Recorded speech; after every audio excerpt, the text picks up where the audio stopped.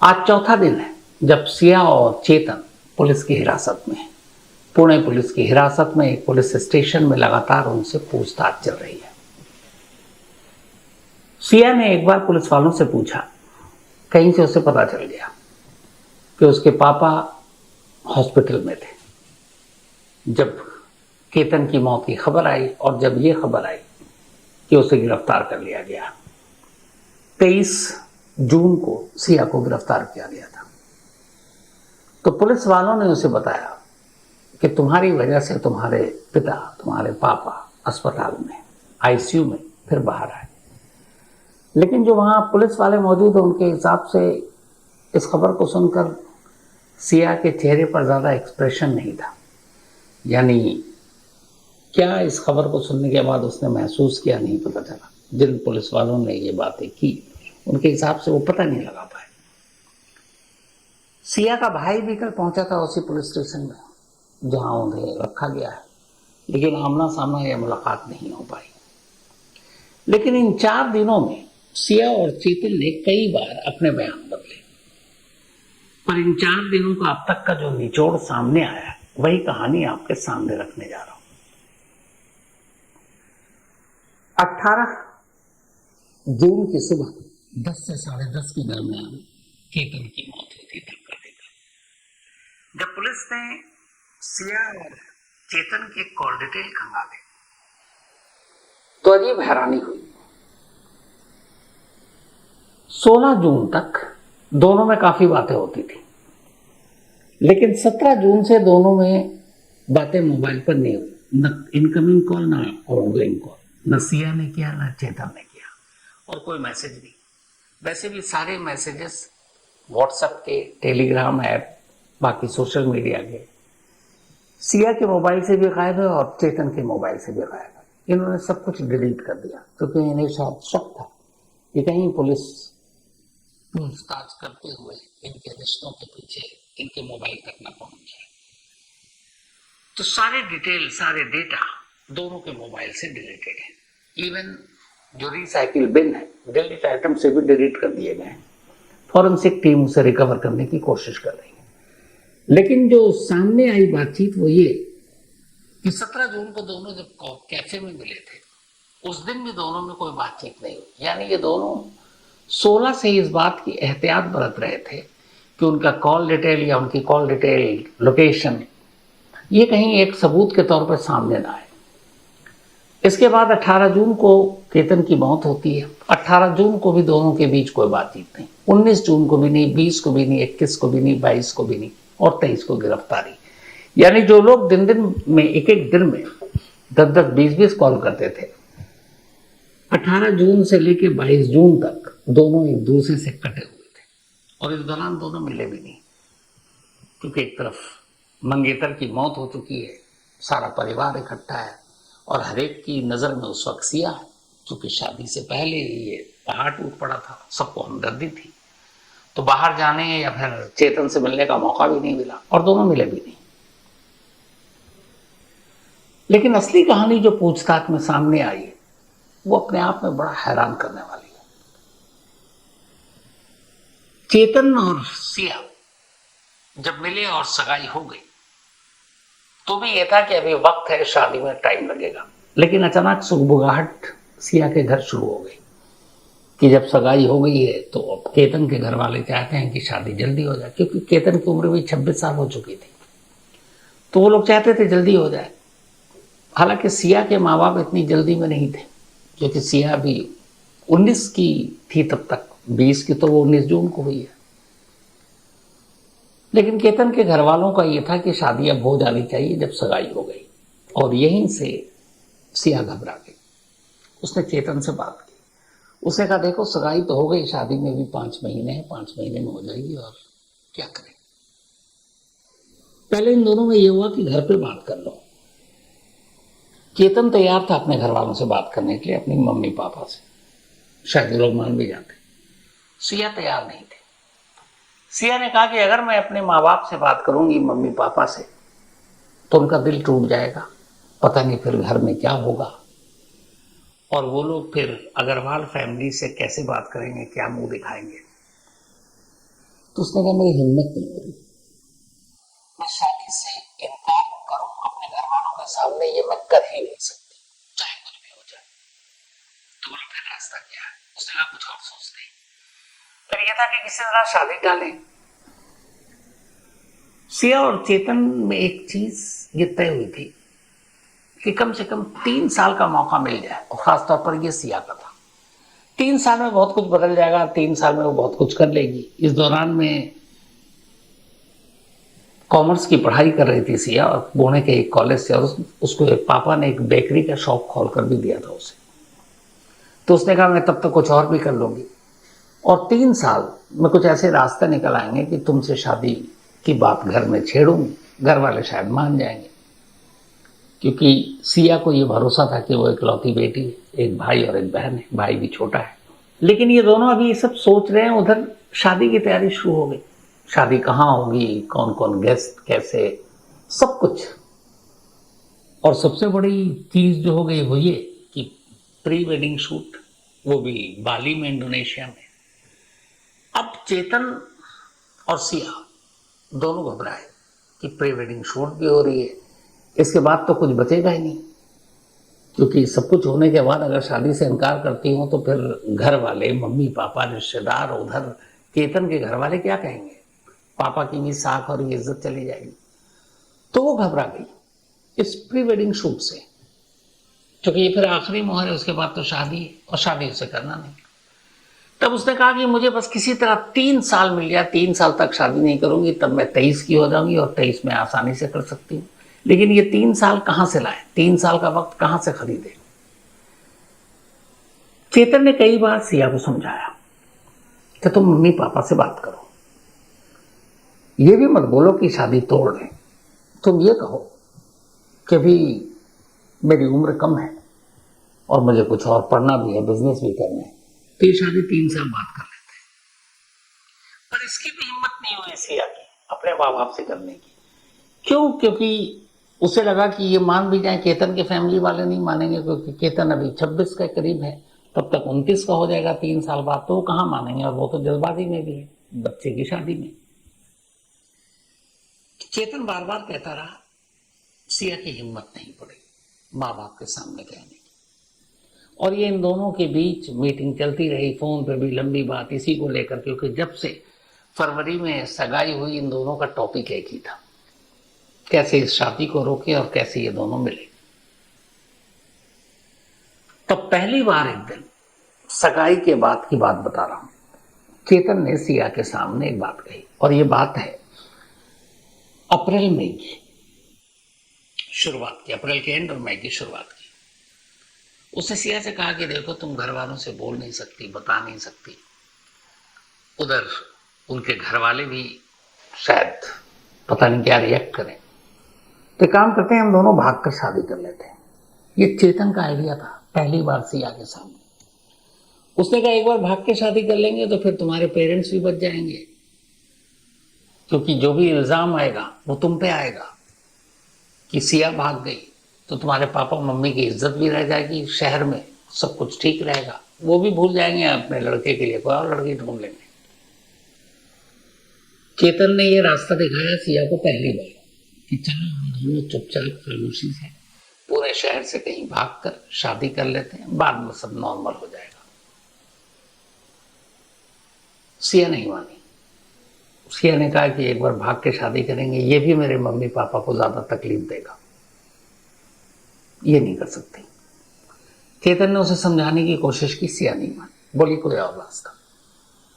फिर ये दोनों इसी में बात करते रहे, जब चेतन जिद करने लगा कि नहीं और कोई रास्ता तो है नहीं, तब एक रोज अचानक सिया ने कहा कि भागकर शादी करने से तो अच्छा है, यह ज्यादा आसान है मेरे लिए, केतन को मार देना, क्योंकि केतन को मार देंगे तो सारे मसले का हल हो जाएगा, न शादी तोड़ने की जरूरत पड़ेगी, न मुझे मेरे माँ बाप को बोलने की जरूरत पड़ेगी कि मैं वहां शादी नहीं करना चाहती, न केतन के घर वालों को बुरा लगेगा क्योंकि वो लड़का अब दुनिया में तो है नहीं। तो अगर केतन को मार देती हूं तो ये मेरे लिए ज्यादा आसान है, बनिस्बत इसके कि मैं माँ बाप से ये कहूं कि मेरी शादी अभी आप नहीं कीजिए, यह रिश्ता तोड़ दीजिए। तो ना मैं उनका दिल तोड़ूंगी, न उन्हें बुरा लगेगा, न केतन के घर वालों को बुरा लगेगा। और इसीलिए घर में शादी तोड़ने की बात करने से ज्यादा आसान मेरे लिए केतन को मारना है। लेकिन जब चेतन ने पहली बार ये सुना तो वो डर गया। उसने कहा, तुम क्या बात कर रहे हो? फिर धीरे धीरे चेतन के दिमाग में भी ये बात घर कर गई और उसने कहा कि शायद ये आसान है, इससे किसी को पता भी नहीं चलेगा और केतन की मौत के बाद वैसे ही रिश्ता खत्म और इन दोनों का रास्ता खुल गया। लेकिन फिर यह हुआ कि कैसे? केतन को मारना आसान तो है, पर कैसे मारना आसान है? क्योंकि इन दोनों को यह भी पता है कि जरा सा भी शक गया तो पकड़े जाएंगे। उधेड़बुन में थे ये कि क्या रास्ता निकाला जाए, कैसे केतन को मारा जाए, कैसे वो एक हादसा दिखे या कुछ और दिखे, लेकिन कत्ल न दिखे, और कत्ल दिखे भी तो ये दोनों दूर दूर तक उसकी जद में ना आए, तो क्या करें? इत्तेफाक से रास्ता खुद केतन ने दिखा दिया। ट्रैकिंग का शौकीन केतन 31 मई को पहली बार अपने साथ सिया को लोहगढ़ किले ले जाता है। वहां उसके साथ हंसता खेलता, फोटो खींचता, बातें करता, और उसी वक्त सिया को वो खाई नजर आ जाती है। और जिस जगह ये खड़े थे, सिया को लगा कि इससे आसान क्या होगा, अगर मैं धक्का दे दूं सबको यही लगेगा कि एक हादसा था। पांव फिसला और वो गिर गया। 31 मई को जब ये दोनों लौटे तो उन्होंने पूछताछ में बताया कि 31 मई को आने के बाद पहली बार सिया ने चेतन को यह बात बताई। 31 मई को ही,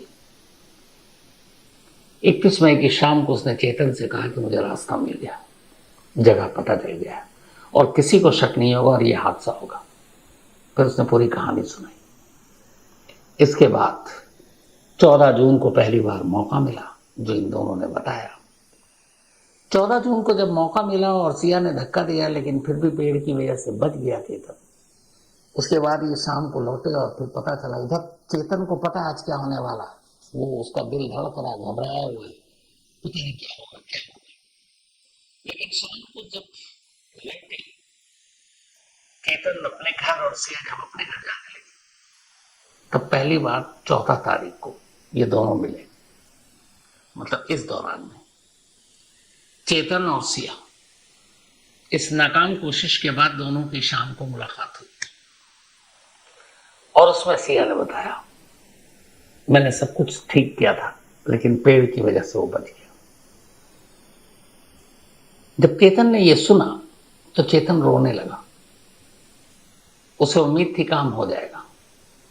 वो रोने लगा इसलिए कि ये नाकाम हो गया, पता नहीं कहीं केतन को शक ना हो जाए और फिर ये सारी चीजें गड़बड़ ना हो जाए और फिर कहीं सिया उससे दूर ना हो जाए, तो वो रोने लगा था।